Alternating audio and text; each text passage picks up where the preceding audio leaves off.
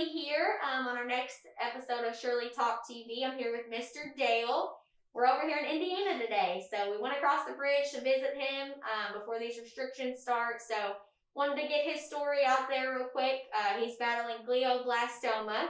What stage is it right now? Stage 4.4. Okay, so for those of you that don't know, it's a brain cancer. So we're gonna talk to him a little bit about kind of how he found out and what he's been going through so far. So you just run with it and tell us what you want to tell. Okay, well, over the summer, I began to have some problems with my right hand. It was very similar to carpal tunnel, which I dealt with before. But I noticed that it was starting to shoot all the way up my arm. So I made a doctor's appointment. And when I got in, she said she didn't think that it was carpal tunnel. She felt like it was something else. So she sent me to a specialist. And he tested my nerves and my muscles. And as soon as he was done, he said, I think you need to go to the ER. He said, I think you've had a stroke. So I did. I went to the ER. They did the scans, and they sent me home. While I was waiting for my scans, I had 2 seizures, and they were pretty bad. At one point, I couldn't find my phone, and I started to panic, but I was able to find my phone. I called my sister, and she took me to the hospital. And never had a seizure before? Never. Yeah. No, this all happened extremely quickly. I think as you transition through the early stages, you really don't notice a whole lot. Looking back now, I can kind of see some things that I missed. Right.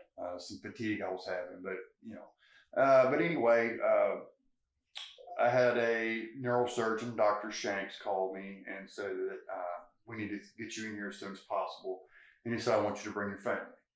So obviously that was very unsettling, right.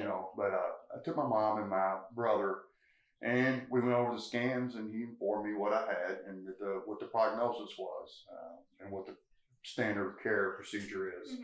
So it was less than a week later, I had craniotomy surgery. It went well. So that they went into your brain. Absolutely, yeah. I've got some nice little scars up there. Oh, yeah. But when you find out news like that, it's very difficult to wrap your head around. There's just no time to sit and think. But I felt like it was the thing to do. So we had the surgery, and it went pretty well. I was in the hospital for just over 3 days for that. So they were optimistic? Well, at the time, I mean, I think there's no cure for this cancer. It is 100% fatal. How long you survive, there's a lot of factors involved. But after I got out of the hospital, I went to a long-term care facility to rehabilitate. But that didn't work out too well. They really weren't prepared for my situation. So I actually came home, and I was actually home for a few days, and I started having headaches really bad after the surgery. So I went back to the hospital, and they got that stabilized. But the day that I was supposed to get discharged, it turns out that I had an ulcer.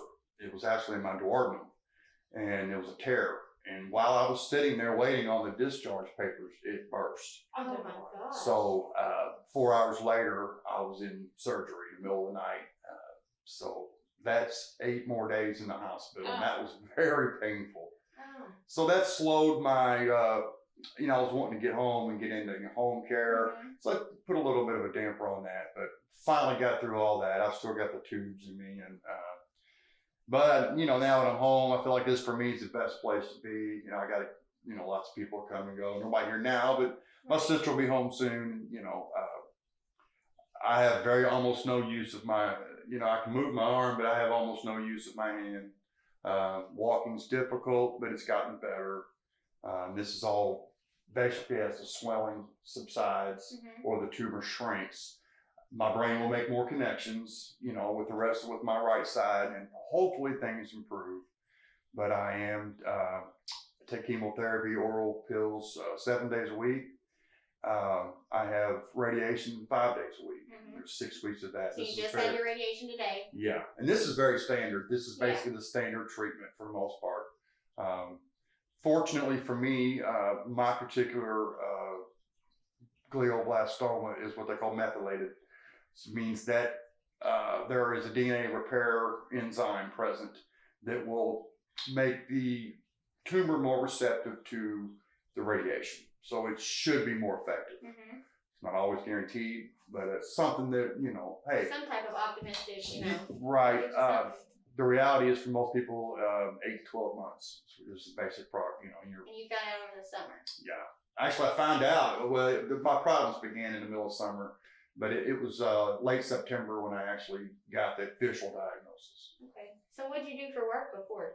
I worked for the Census Bureau Okay. up until they issued the lockdown orders. Uh-huh. So I was laid off. And so for the summer, I was just drawing unemployment, taking care of my And then kids. get hit with this. Yeah, it's been a tough year. Oh, no, I hate that for you. So obviously you went through all that, and on top of COVID, I know that probably wasn't fun with, restrictions on hospital and visits and things like that. But you mentioned to me earlier, so insurance, pretty good. Yeah, Not a lot of problems. No problems at all. And this is very expensive, no matter how you look at it, for any, whether it's insurance or. So far, so good. Hopefully that continues. Right. It's very important. Medicine's very expensive, Mm-hmm. But that's been okay. Well, that's good. So all your treatment here in Indiana, or do you go to Kentucky? Everything's here in Indiana at the cancer center by the hospital. Okay. The great staff. My care team's been fantastic and very informative. And I've done a lot of research on my own. I'm like anybody. You want to know as much as there is. Well, we talk about that all the time too. Being your own advocate. Sure. So like you said, Absolutely. researching everything you can, learning as much as you can. If you see something that the doctors may not pick up on, go after that. But obviously we don't.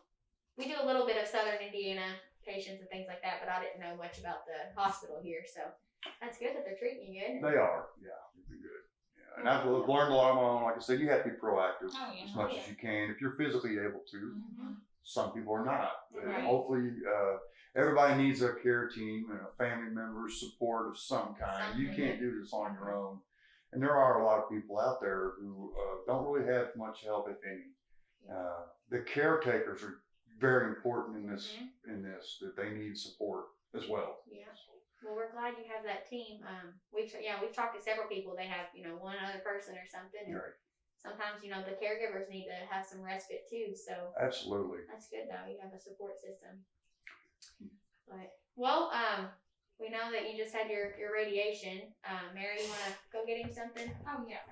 So you said you'd applied for assistance. Obviously, with COVID and all that stuff, we haven't been able to do much. I understand. But I didn't drag you out here today to just do an interview. We want to tell your story, obviously, but we wanted to give you a little something too. So Mary's gonna get that, but hopefully it helps you. I know it's tough. Well, it is. Are we still rolling? We're still rolling. Okay. Yeah. Wasn't sure. There even a lot of the as your all's issue with COVID is the same thing for a lot of the local churches. Mm-hmm. Applying for assistance right now is very difficult. Oh yeah. Well, we wanted to bring you a $500 check today. Oh wow. We hope it'll help you a little bit. That's fantastic. Can wow. you get it there? Yeah, I can get it up there. there. Sure. Go. Yeah. Well, like I said, we know you applied for assistance. We're sorry we couldn't help you, but and we wish we could do more. We It's do. just been, this year's been hard on everybody. I'm very grateful for that. I really do appreciate it. Well, I appreciate it very much. We You're appreciate you welcome. sitting down here with us, and your friend Gina is the one that sent this in, so she wanted to help you out too. So well, that's fantastic. yeah. And hopefully I can give back at some point. Everybody says that. Everyone. Every Sure, person absolutely. we talk to always says that. It's so sweet. Yeah. Well, we're all in struggle together in one way, shape, or form. Whether you're a caretaker or whether you're Absolutely. A charity, the community definitely needs charity. Mm-hmm. The help that you all give. It's very important. We've had a lot of charities around us that have gone down. They just can't survive. We've been lucky. All our donors and things like that. They still make stuff like this possible. So okay. we wanted to come out here today, get it done for you. So hopefully this will help you out. So you think my bank will catch this? Yeah. We have another I'll one. say I have your real one there, but the big check is nice. Right. It surprises people. So Here you Well, it's probably the closest I'll ever get to winning the lottery. there you go. I really do appreciate it. Well, I'm no very grateful. problem. Thank you for sitting down. Hopefully you all learned a little bit of here with Dale. So any type of carpal tunnel or anything like that, if you're having a seizure. Absolutely. Yeah. Yeah. I really highly recommend do your yearly checkups. Yeah. Do them. They don't take that long, and you never know what's lurking. And if you can catch a lot of these cancers early, you got a reasonably decent chance of staying on top of it and maybe even beating it. Well, you look great in your outlook on life, and I'm fighting. Never gonna stop. Don't stop. That's what they say. I got kids, and I want to stick around as long as I can. Absolutely. So, Well, we appreciate it. it. Yeah. All right. Thank you all very much. You're welcome. That's really.